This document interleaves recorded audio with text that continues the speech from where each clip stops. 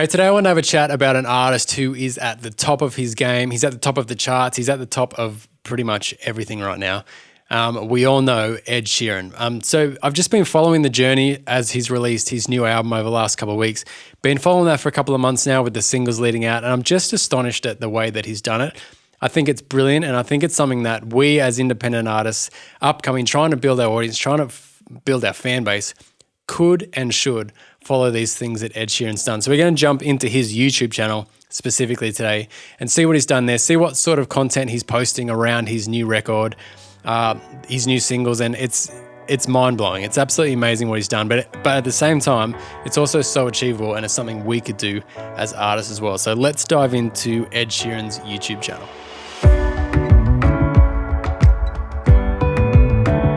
Hey, I'm Craig from the Dot of That Studio, and this channel, From Musician to Artist, is all about helping musicians go next level with their music to become recognized music artists in whatever you want that to look like for you. So today we're not actually learning from me, we're learning from Ed Sheeran, and who better at the moment. This guy's just absolutely killing it. So like I said, I've been watching his YouTube channel over the last couple of months. His new music videos, the budget on them is just insane, but just the way that he's releasing music and kind of promoting his new album is just really, really clever. So we're going to have a look at that. So I'm sharing my screen with you here. This is Ed Sheeran's YouTube channel. He's just got a tiny 50 million subscribers happening. So if we look back, it's kind of like 2 years ago here, 2 years ago, 1 year ago, he did some stuff live at Abbey Road. And then all of a sudden we got 10 months ago here with Afterglow, kind of a little single he did in between albums. And then we hit Bad Habits 4 months ago. So this official music of Bad Habits, this was just a little teaser, 216 million views, pretty good. So this is what artists just used to do. They used to just put out the official music video, and that was all they did. This is where Ed Sheeran's kind of tipped this on his head. So you might have had a lyric video as well. But let's just have a look at what he's done here. So he's got the official music video 4 months ago. A week or so after that was live at the Euro 2020. So a live version of that song. So now got that song on there twice. Interview with Zane Lowe, that was about Apple spatial audio. I've got a podcast about that if you want to look into spatial audio. Then we got the official lyric video that he's put out here. And then he's played live somewhere else, and then an official behind the scenes of the music video. And then he's got the official acoustic video. And then he's got the official performance video. And then he's got the Bad Habits studio behind the scenes. And then he's got an official remix for somebody. And this is all for the one song. So the beauty of this is he's taken one song, potentially one recording, and done 1, 2, 3, 4, 5, 6, 7, 8, 9, 10 videos from that, which is huge. And what happens now is, so he's on YouTube and you come across Bad Habits in some capacity by Ed Sheeran. Because that's kind of labeled similarly, YouTube's going to suggest that, if you like this video, then you'll probably like this one. So all of a sudden he can turn one video into potentially 5 or 6 plays if people kind of watch a few of the different ones, as well as like just kind of reaching people at different levels. So maybe if you really like the acoustic thing, then you've got that. If the official music video is too big and bouncy or whatever, and maybe you just prefer the performance video, then that's kind of there as well. So what he's doing here, first of all, he's flooding his name all over YouTube. So, and these are getting massive hits. So we're looking at like 2.6 million, 216 million, 9.5 million, 4 million. So these are getting lots of plays. So they're going to end up in a bunch of algorithms. And basically whenever you open up YouTube, you're going to come across Ed Sheeran's new song. And this is great because what you were needing to do with your music and your audience is just allow them to connect with you. So if you can give them 10 opportunities to connect with you, they only need to grab on one of those, connect with it, and then they're a fan of the song and they're a fan of you, of the artist. So I reckon that's why he's done so well. He put out a bunch of different feelers. You just got to hear the song once and have it mean something to you, have you kind of feel it. And he's got all these different opportunities to do it. If like a lyric video might really speak to that person that really wants to break down lyrics and kind of get an understanding of what the artist is getting across with the song. So a lyric video is going to be awesome. If you're story-based, then the official music video is going to be awesome because it follows the story of the song.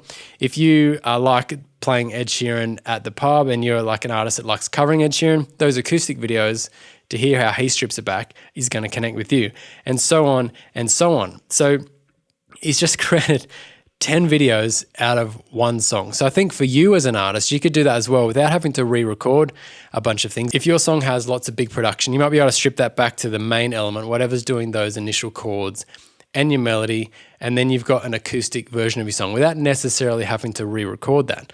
Although you could re-record it if you want, maybe make it a bit slower, make the key a bit lower so it's easier to sing, something like that if you want it to be different. But you could virtually make it exactly the same. Then you could do your official music video and have kind of a storyline that goes through it. Then you could just get the band or get yourself in a room and do a performance video. You can pretty easily get the lyric video done.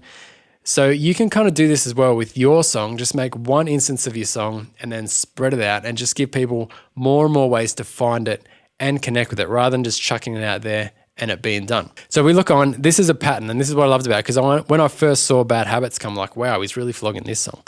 But it ends up that he's flogging everything. So then he did this Visiting Hours song. So this was kind of a bit more sentimental. He didn't push this one as hard, but it didn't feel to me like this was an actual full-on single for the song. It was just something that obviously he wanted to push out there, and he did this official performance video, but there's no official actual music video for this one. Oh, here's another Bad Habits, the official comic book video. So that's a thing. We've seen these animation ones coming up more and more. So then we're doing some shorts. Then he's got Shivers, the official Shivers music video. So again, we've got an official lyric video.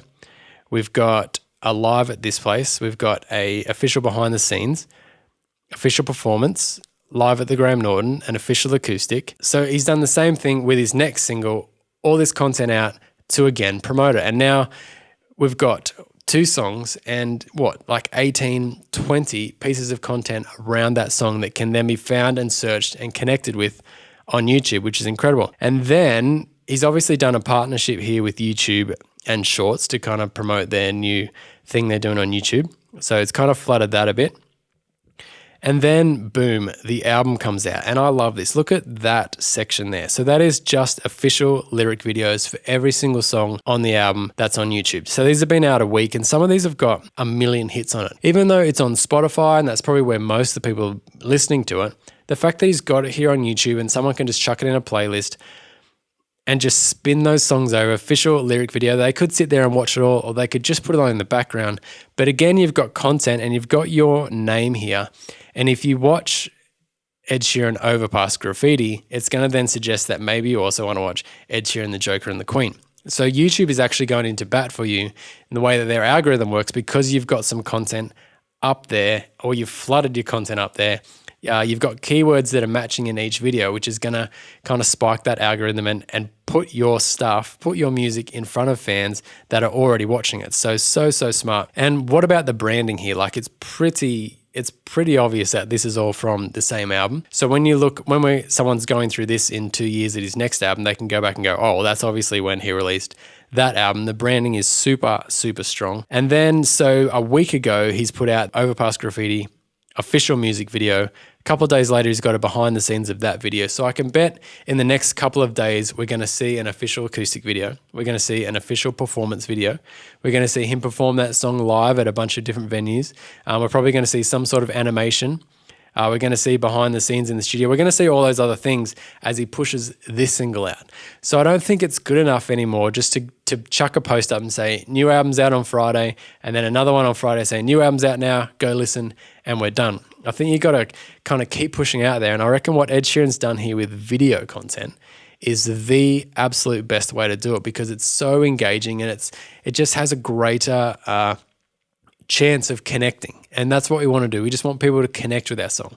We don't want people to listen to our song and just to put a number next to it. Yes, that's one more stream, one more listen, one more view, whatever it is. If we can form a connection, then it's going to end up in their playlist and it's going to be played over and over. They're going to share their friends. I know I watched a movie last night. I'm going to tell my brother about that movie because I connected with it. So we can do that with music as well, but we've got to create that connection. So that might mean creating more chances for people to connect with our music.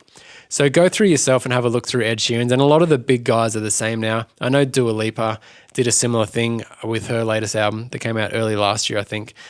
Just lots and lots of content around the same song, like really pushing, really promoting, and just providing so much opportunity for us to hear it.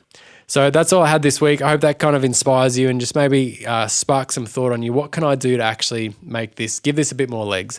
I've got a song, I've released it. How else can I kind of package that up and put it out there for people to connect with?